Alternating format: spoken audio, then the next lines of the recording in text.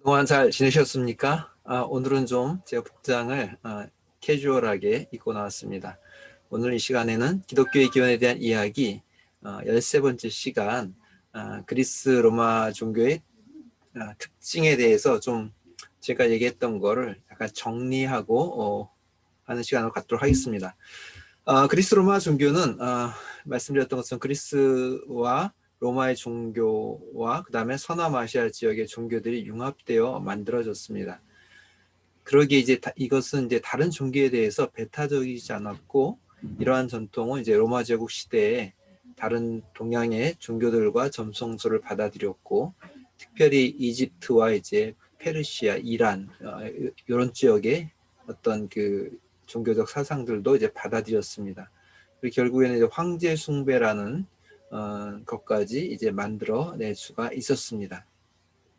그리고 결국에는 그리스도교까지도 기독교까지도 로마 제국에 빠르게 전파될 수 있는 토대를 제공해 주었습니다.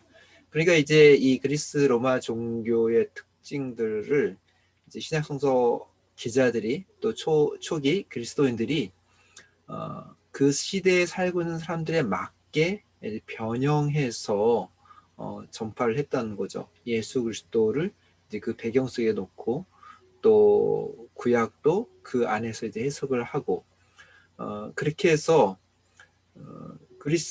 그러니까 이제 그렇게 함으로써 이제 소수 종교였던 소수 정파였던 유대계의 한 소수 정파였던 이 그리스도교가 로마로 빠르게 확장되는 데 있어서 큰 역할을 하였습니다. 이 그리스 로마 종교 배경과 사상을 이해한 거죠. 구체적으로 이제 뭐 나중에 얘기할지 모르겠지만은 신약성서를 기록할 때 신약성 기자들이 호메로스나 그리스 문학과 또 서신의 어떤 그 양식들을 적극적으로 이제 받아들입니다. 이러한 것들이 어떻게 나타나는 건 이제 제가 뭐 앞으로 계속 설명을 해드리도록 하겠습니다. 특별히 그리스의 대중 종교는 로마 종교에게 이제 신화를 제공하여 주었고, 그래서 이제 정령 숭배에 머물러 있었던 고대 로마 종교의 신들을 이제 의인화시켜 주었습니다. 그래서 이제 그 그리스의 신들의 이름이 이제 로마 라틴식으로 이제 바뀌어서 이제 나타나기도 하죠. 그래서 우리가 이제 그리스 로마 신화라는 게 이제 같이 연결되어서 우리에게 다가오는 것입니다. 게다가 이제 그리스 철학자들의 종교는 그리스도교가 로마 제국으로 전파되어 나간 2세기에 이제 신플라톤주의가 등장하여서 모든 이방 종교의 신념과 제도를 흡수하여 종교로서의 기능을 하였습니다. 우리 어거스틴도 그렇고, 어거스틴이 이제 플라톤의 사상을 이제 굉장히 이제 받아들이죠. 그리고 이제 중세에는 스콜라 철학으로는 이제 아리스토텔레스의 철학들이 기독교의 사상을 이제 체계하고 직대성하는데 이제 철학적인 어떤 배경을 줍니다. 그리스 종교가 가지고 있었던 현실 세계와 인간에 대한 관심은 사실 로마 종교에도 공통적으로 나타났습니다. 그리스 로마 종교는 현실 세계 안녕과 평화, 그러니까 신들과 인간 사이를 포함한 이 평화를 강조하였습니다. 그래서 이제 이런 기본 존재를 가지고 제가 다음 시간부터는 호메로스의 일리아스, 오디세이아, 그리고 다른 호메로스의 어떤 시대 속에 등장하는 신들과 인간의 이야기를 한번 좀 살펴보려고 합니다. 그래서 이제 문학적 구조로서 호메로스의 작품들을 읽을 뿐만 아니라 그 속에 나타나는 종교적 제의와 철학적, 신학적 주제들, 신론, 인간론, 신정, 영론 등에 대해서 조금씩 살펴보려고 하고요.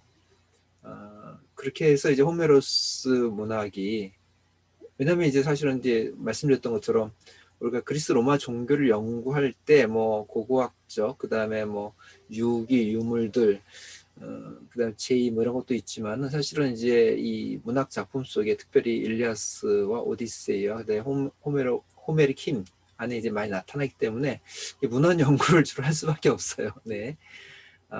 그래서 이제 월커 버커트가 그리스 종교를 영웅들의 종교라고 말할 정도로 이 그리스 로마 종교에는 신과 인간 사이에서 태어난 영웅들과 그들이 고귀한 죽음을 맞는 어떤 것들에 대해서 설명을 잘 해주고 있고요. 그런 영웅들에 대한 숭배가 어떻게 종교로서 정착되는지를 한번 살펴보도록 하겠습니다. 황제 숭배도 로마 종교가 발명한 아주 독특한 제의입니다. 물론 이것이 그리스 이제 영웅 숭배에서부터 설명할 수가 있습니다. 로마 군대 내에서 남성들이 주로 참여했던 미트라 제의와 달리 주로 여성들이 많이 참여했던 디오니소스 제의는 그리스 로마 종교 신비주의 영향을 살펴볼 수 있는 좋은 예들이 될 것입니다. 이 부분도 제가 이제 나중에 제가 설명하고 또 이것이 신약 성서 특별히 요한복음 어떻게 나타나는가를 더욱더 살펴보려고 합니다. 그리고 신부주의 종교가 죽음과 부활의 등에 대한 개념을 이제 어떻게 발전시켰고 이것이 동시대의 그리스도교 신학에 어떻게 영향을 주었는 것도 살펴보려고 합니다. 이집트의 영향을 받은 이시스 제를 통해서 그리스 로마 종교의 포용성과 독특성을 알아볼 수가 있고요. 그리고 철학자들의 어떤 종교 정통 속에서 이제 영지주의, 그노스티시즘이 어떻게 연관되어 나타나는 것도 살펴볼 수가 있습니다.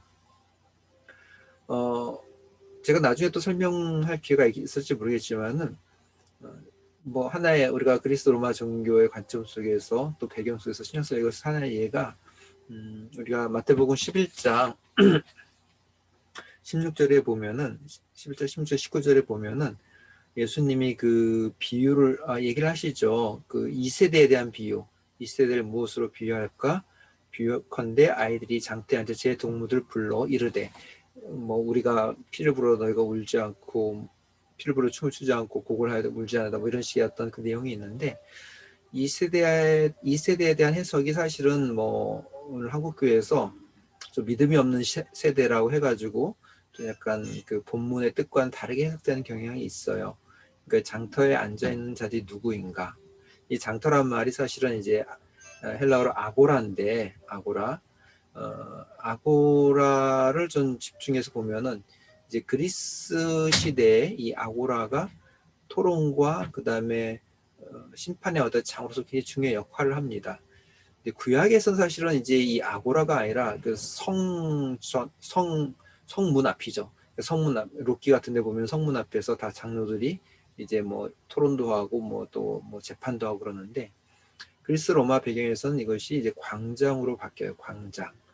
그래서 뭐 우리 다음에 아고라라는 그 광장이 있었죠. 그래서 그 뭐 우리 박근혜 정권 시대에 그 미네르바라는 사람이 막 아고라 광장에 그 경제 정책에 올려가지고 또 그것 때문에 뭐 이렇게 법적인 그것도 받고 했었는데 이 아고라가 어떻게 보면은 이제 자유로운 토론과 그리고 또 뭐 재판도 열리고 뭐 이런 식의 기능을 좀 했던 것입니다. 그래서 우리가 저는 이제 아고라에 대한 그 여기 집중을 하면은 우리가 마태복음 11절, 16절하고 19절도 좀 더 다르게 그러니까 우리가 기존 교회에서 해석한 거와는 다르게 사실은 이 장터에 앉아서 다른 아이를 꾸짖는 이 아이가 사실은 어떻게 보면 이제 잘못된 판단과 정죄를 하고 있는 그런 사람이 되는 거죠. 이 부분에 대해서는 뭐 기회가 있으면 다시 한번 자세히 설명을 해보도록 하겠습니다. 오늘은 좀 짧게 제가 강의를 드렸고요. 여기에 관한 뭐 자세한 것들은 뭐 그리스 로마 종교 신약성서라는 이제 책을 보시면 저희들이 더 자세히 알 수 있고요. 상반기에 북크코에서 나왔던 이 책이 이제 가문사에서 이제 개정 증복판으로 좀 더 깔끔하게 나올 예정입니다. 이 북크코에서 나온 거는 이제 POD 방식으로 나와가지고 이 주문하면 한 열 정도 걸려요. 그때부터 인쇄를 하고 그리고 이제 편집도 깔끔하지 못한 그런 상황이 있는데 감사하게도 이제 뭐 가문사랑 잘 얘기가 되어서 깔끔한 편집과 그 다음에 좀 내용도 더 보충하고 또 오타나 이런 것도 고쳐가지고 새롭게 나오니 여러분들이 많은 관심 부탁드리겠습니다. 시청해 주시고 또 관심 가져주셔서 감사합니다. 오늘도 행복하고 감사하고 기쁜 하루가 되시길 바라겠습니다. 안녕히 계십시오.